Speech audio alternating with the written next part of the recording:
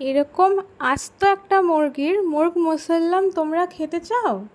তাহলে কোথায় যেতে হবে চলো বলি।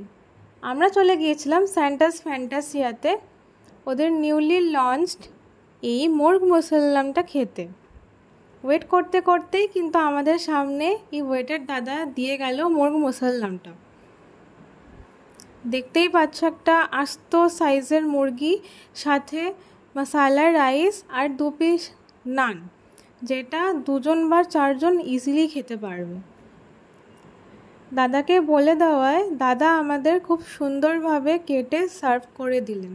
ওখানকার স্টাফ ব্যবহার ভীষণ ভালো, তোমরা গিয়ে ঠিক বুঝতে পারবে।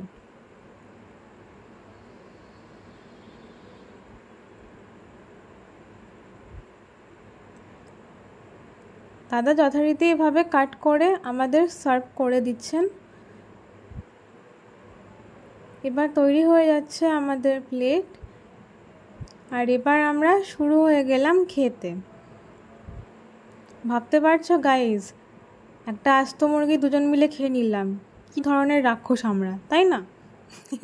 জোকস অ্যাপার্ট, খেতে কিন্তু খুব টেস্টি ছিল।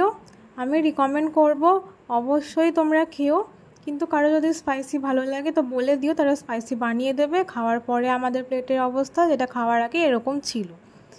ব্লগটা ভালো লাগলে ফলো করতে একদম ভুলিও না। টাটা।